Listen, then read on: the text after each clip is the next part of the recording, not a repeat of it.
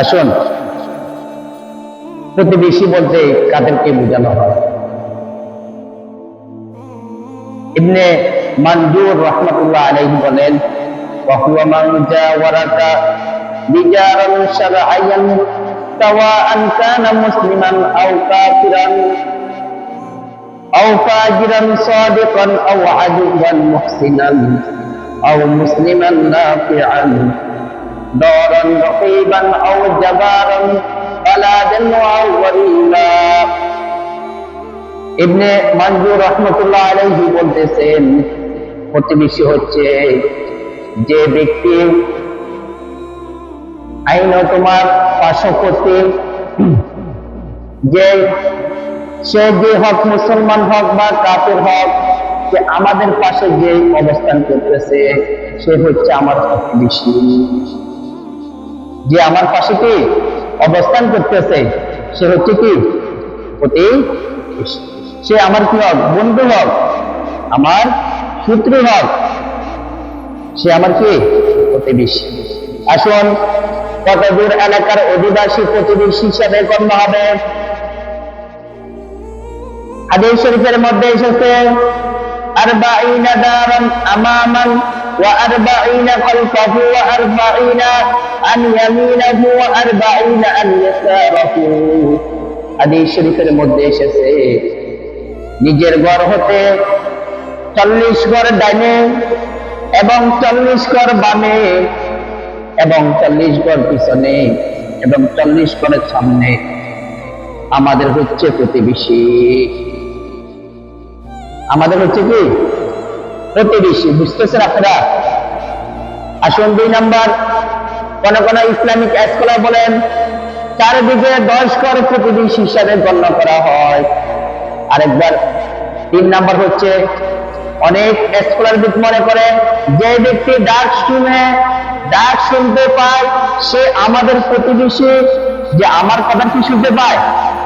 ডাক ডাক আমরা বলি না, কোন কথা বলার কি ডাক শুনলে সে আমার কি প্রতিবেশী।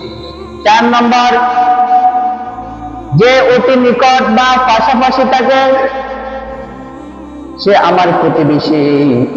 5 নম্বর হচ্ছে, যে যারা এই মসজিদে সমাবেত হয়েছে, মসজিদে এসেছে, আমার পাশে বসেছে, আমার পিছনে বসেছে, সামনে বসেছে, এরা হচ্ছে আমার প্রতিবেশী।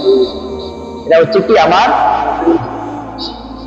আসুন, তাহলে আমরা প্রতিবেশী কতটুকু এটা আমরা জেনে গেছি হাদিস থেকে। এটা কি একটা আমার বাড়ির পাশে, 40 বাড়ির পাশে, পিছনে, ডাইনে, বামে এবং আমার ডাক শুনলে সে আমার কি প্রতিবেশী। যখন মসজিদের সমাবেত হবে সে আমার কি প্রতিবেশী। হতে পারে সে আমার কি 40 বাড়ি না হয় 10 বাড়ির পাশে হলে সে আমার কি প্রতিবেশী। তাহলে আসুন, প্রতিবেশীর প্রকারভেদ কত, প্রতিবেশী কত প্রকার? হাদিস শরীফের মধ্যে এসেছে যে প্রতিবেশী প্রথমত 2 প্রকার। কত প্রকার? 1 নিকটবর্তী প্রতিবেশী, 2 দূরবর্তী প্রতিবেশী। নিসানুন 4 খণ্ডে 33 নম্বর হাদিসের মধ্যে এসেছে, ধর্মীয় আত্মীয় সম্পর্কে আবার প্রতিবেশী 2 প্রকার।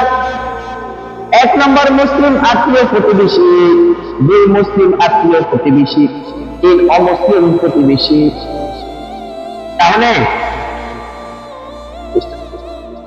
তাহলে আমরা প্রতিবেশী প্রথম কত প্রকার? 2 প্রকার, তারপর 3 প্রকার, তারপর কত প্রকার?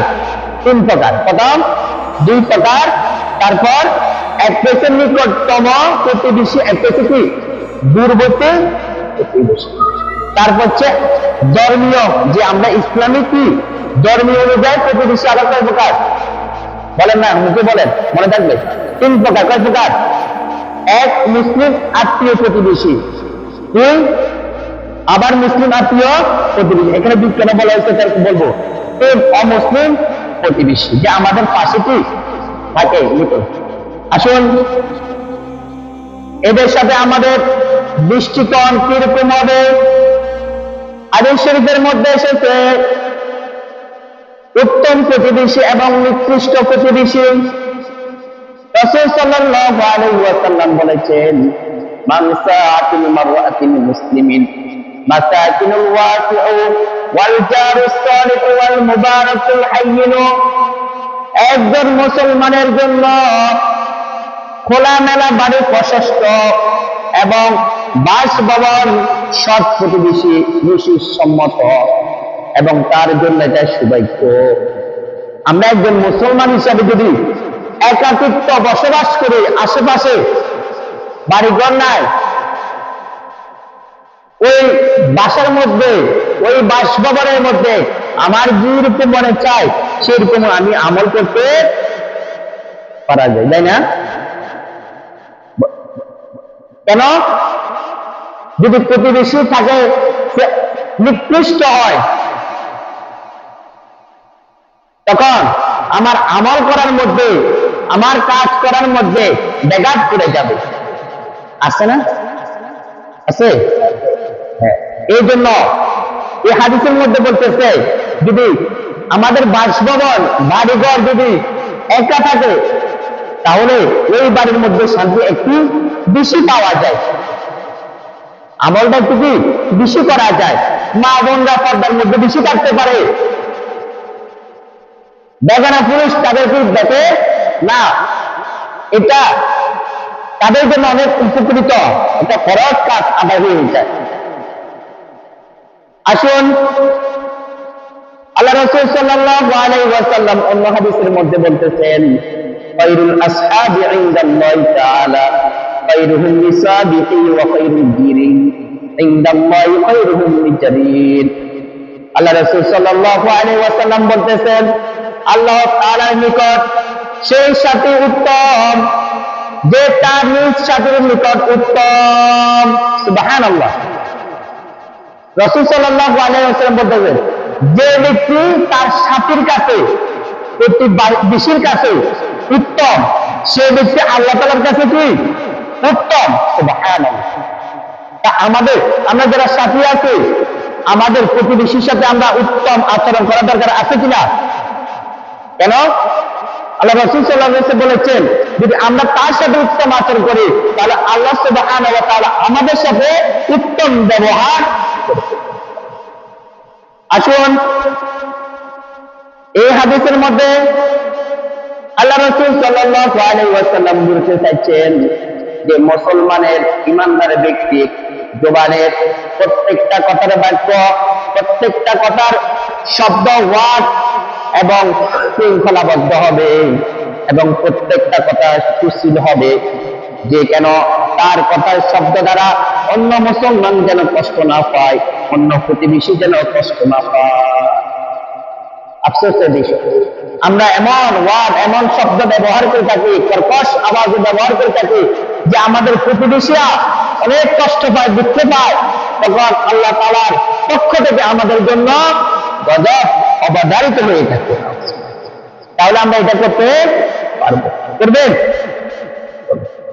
আসুন, আল্লাহ রাসূল সাল্লাল্লাহু আলাইহি ওয়াসাল্লাম হাদিসের মধ্যে বলতেছেন, যখন প্রতিবেশী নিকৃষ্ট হবে, প্রতিবেশী যখন কর্কশ আওয়াজে হবে, তখন আপনার কি করা উচিত? তখন আপনি কি করবেন? আল্লাহ রাসূল সাল্লাল্লাহু আলাইহি ওয়াসাল্লাম বলতেছেন, আপনি আল্লাহ তাআলার কাছে দোয়া করবেন। কিভাবে? আল্লাহুম্মা ইন্নী আউযু বিকা মিন জারিস সুই ফি দারিল মাকামি ফা ইন্না জারাদ দুনিয়া ইয়াতাহাল্লাহু। আল্লাহ রাসূল সাল্লাল্লাহু আলাইহি ওয়াসাল্লাম বলতেছেন, আমি তোমার আশ্রয় প্রার্থনা করছি বৃষ্টি প্রতিবেশী স্থানীয় বাসিন্দাদের, কেননা দুনিয়ার প্রতিবেশী পরিবর্তন হয়ে থাকে। তোমরা যেন যখন প্রতিবেশী নিকৃষ্ট হবে, তোমরা আল্লাহ তাআলার কাছে আশ্রয় প্রার্থনা করবে। সুবহানাল্লাহ।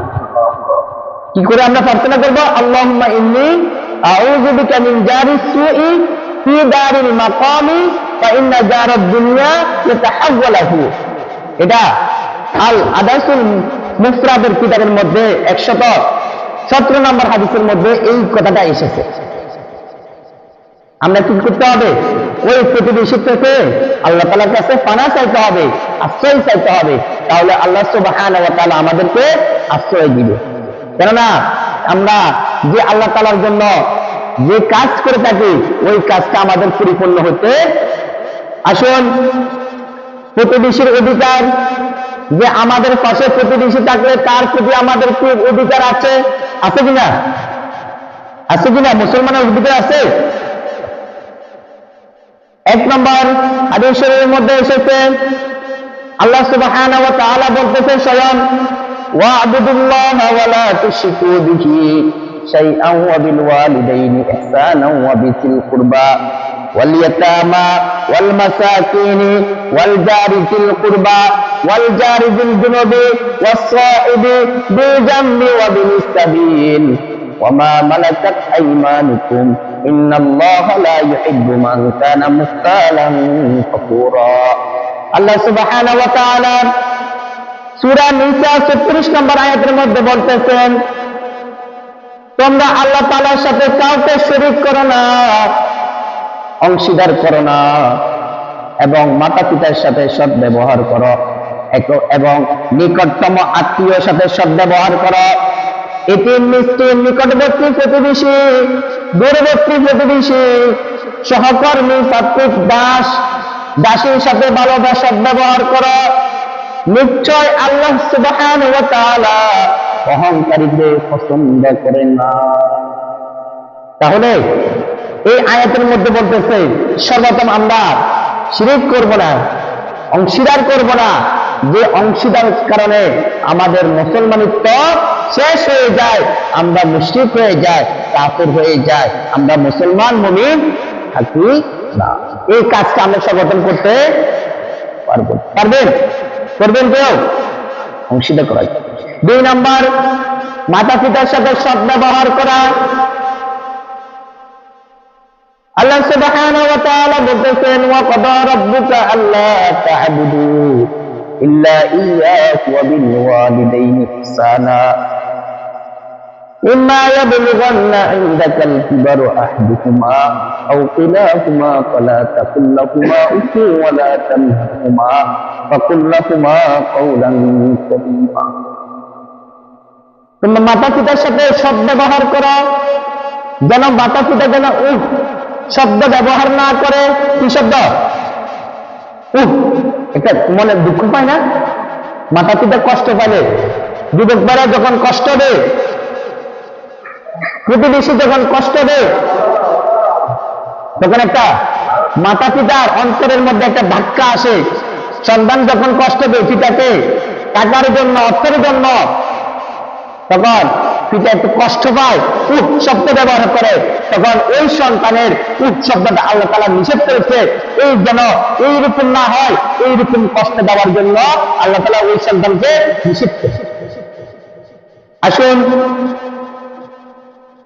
এই আয়াতে বলেছেন প্রতিবেশীর সাথে সৎ ব্যবহার করার জন্য, সৎ আচরণ করার জন্য, এবং ইতিম মিসকিনকে তাদের সাথে সৎ ব্যবহার করার জন্য। আমরা ইতিম মিসকিনদের বেশি সৎ ব্যবহার করি না। ইতিম ছিলেন তো? ইতিমকে বলেন তো দেখি আমরা একটু। তাদের বাবা নাই, পিতা নেই, তারা হচ্ছে ইতিম। আপনি ইতিমের মাথা হাত দিয়ে দিবেন, আল্লাহ খুশি হয়ে যাবেন। সুবহানাল্লাহ। দিবেন তো? না ইতিমের হক মেরে দিবেন? কঠোর এটা হয়। যখন পিতা থাকে না, ইতিম হয়ে যায়, তখন তার অর্থ সম্পদ, টাকা পয়সা ওই তার পিতার বাবা, পিতার ভাই সে মেরে দেয়। অহরহ ঘটনা আছে না? এটা কিন্তু করবেন না। আপনি যতই নামাজ পড়েন, যতই চেষ্টা করেন, এই কপালটা কালো করে ফেলেন, সারা বছর রোজা রাখেন, নফল নামাজ পড়েন, নফল ইবাদত বন্দি করেন, কিন্তু যদি আপনি ইতিমের অর্থ যদি আপনি খেয়ে ফেলেন, ধ্বংস করে ফেলেন, আল্লাহ তাআলার কাজ করায় দাঁড়াইতে হবে, এবং আপনার নামাজ কিচ্ছু কবুল হবে না। কিচ্ছু আপনার কিচ্ছু কবুল হবে না। হবে? করবেন? 1 টাকা 1 চুরি পয়সা পারলে কিন্তু কি করবেন? সহযোগিতা করবেন, ভালো পরামর্শ দেবেন, দান সৎকার করবেন, তার মাথায় হাত বুলাই দিবেন। দেখবেন আপনি যদিও নফল কাজ কম করতে পারেন, এই দ্বারাই আপনি আল্লাহ তাআলার সন্তুষ্টি অল্পতেই অর্জন করে ফেলবেন। তাহলে আমরা এই দিনকে ধাক্কা দিব না, মনকে ক্ষুণ্ণ করব না। আমাদের সমাজে হয় যার টাকা আছে তাকে সেলিউট জানাই না, যার টাকা আছে তাকে সালাম একবার না 5 বার দেওয়া হয়, 10 বার দেওয়া হয়। যার টাকা নেই ইতিম তাকে একবার দেওয়া হয়। কেন বলেন? ওয়া'বুদুল্লাহ ওয়া লা তুশরিকু বিহি শাইআন ওয়া বিল ওয়ালিদাইনি ইহসানান ওয়া বিযিল কুরবা ওয়াল ইয়াতামা ওয়াল মাসাকিন ওয়াল জারি ফিল কুরবা ওয়াল জারিল জুনুবি ওয়াস সাহিবি বিল জামবি ওয়া বিল সাহিব। তার অন্তরের মধ্যে যখন অহংকার ঢুকে যায়, যখন তার অন্তরের মধ্যে ফাহিশা কাজের কথা ঢুকে যায়, তখন সে ওই আর ইতিমের কথা মনে থাকে না, অহংকার নিয়ে সে দাম্ভিকতা নিয়ে সামনে বাড়ায়, তখন আল্লাহ তাআলার গজব লানত তার উপর পতিত হয়ে থাকে। এইরকম কাজ আমরা করব না। আসুন, হাদিস শরীফের মধ্যে এসেছে, মান কানা ইউমিনু বিল্লাহি ওয়াল ইয়াউমিল আখির ফালইউহসিন ইলা জারিহি। যে ব্যক্তি আল্লাহ তাআলার পরকালের প্রতি ঈমান রাখে, সে যেন তার প্রতিবেশীর সাথে সৎ ব্যবহার করে। তার সাথে? প্রতিবেশীর সাথে। আমরা ঈমানদার না সবগুলো এখানে? বলেন না, মুখ খুলে বলেন। আমরা সবাই তো ঈমানদার। আমরা প্রতিবেশীর সাথে সৎ ব্যবহার করি? করেন আপনারা? আপনারা প্রশ্নের জবাব আপনারা নিজেরাই লিখে উত্তর নিজেরাই দিবেন। কতটুকু আপনাদের ভিতরে আছে এই প্রশ্নের উত্তর? এই হাদিসের মধ্যে বলতেছে, যে ব্যক্তি প্রতিবেশীর সাথে কি করে? সৎ ব্যবহার করে না, সে কি ঈমানদার নয়। ঈমানদার নয়। তাহলে যদি আমরা প্রতিবেশীর সাথে সৎ ব্যবহার যদি না করে থাকি, আমরা ঈমানদারের কাতারে পড়ব না। আসুন,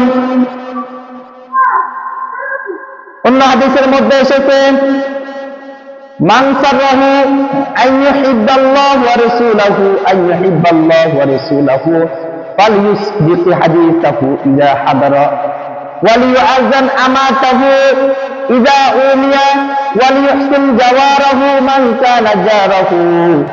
এই হাদিসের মধ্যে এসেছে, যে ব্যক্তি আল্লাহ তাআলার রাসূলের প্রতি ভালোবাসবে, সে যেন দান সৎ করে এবং সত্য কথা বলে এবং সত্যের উপদেশ দেয় এবং মিথ্যা থেকে সে যেন দূরে থাকে। আমরা যারা আল্লাহ রাসূল সাল্লাল্লাহু আলাইহি ওয়াসাল্লাম কি করি? ভালোবাসেন না? সবাই এখানে ভালোবাসেন তো? যারা ভালোবাসে তারা যেন সত্য কথা বলে। কি কথা বলে? এবং তারা যেন সৎ ব্যবহার করে, প্রতিবেশীর যেন তাদের সাথে সৎ আচরণ করে এবং তারা যেন মানুষের সাথে উত্তম আচরণ করে। তাহলে তারা আল্লাহ রাসূল সাল্লাল্লাহু আলাইহি ওয়াসাল্লামের এই ভালোবাসার গ্রহণ করা হবে। তাহলে আমরা প্রতিবেশীর সাথে কি করব? ভালো আচরণ করব, তাদের আমানত খেয়ানত করব। করেন কিনা? প্রতিবেশী আমানত খেয়াল করেন না? করা যাবে না। আপনার কাছে কিছু জিনিস রাখছে, আপনাকে বিশ্বাস করে রাখছে প্রতিবেশী, একজন প্রতিবেশী আরেকজন প্রতিবেশীর কাছে রাখে। যখন তার ভালোবাসা জমে যায়, অন্তরের মধ্যে বিশ্বাস জমে যায়, তখন তার কাছে আমানত রাখে। যে কোনো কিছু আমানত, আপনি যদি ওই আমানত খেয়ানত করে দেন, তাহলে আপনি ঈমানদার হতে, আল্লাহ রাসূল সাল্লাল্লাহু আলাইহি ওয়াসাল্লামের ভালোবাসা পেতে পারবেন। আসুন, প্রতিবেশীকে কষ্ট দেওয়া যাবে না। দিবেন? আপনার প্রতিবেশী যদি সে অমুসলিম হয়ে থাকে, সে মুসলমান না, কিন্তু তার সাথে আপনি সৎ আচরণ করতে হবে। কেননা মুসলমান সবসময় সৎ ব্যবহার করে আল্লাহ রাসূল সাল্লাল্লাহু আলাইহি ওয়াসাল্লাম আমাদেরকে সৎ কথা শিখিয়ে দিয়েছেন, সৎ আচরণ শিখিয়ে দিয়েছেন এবং মানুষের সাথে সৎ ব্যবহার করার জন্য আমাদেরকে বলে দিয়েছেন। কেননা হাদিস শরীফের মধ্যে এসেছে, ওয়ামান কানা ইউমিনু বিল্লাহি ওয়াল ইয়াউমিল আখির ফালিয়ু'আযির জারাহু।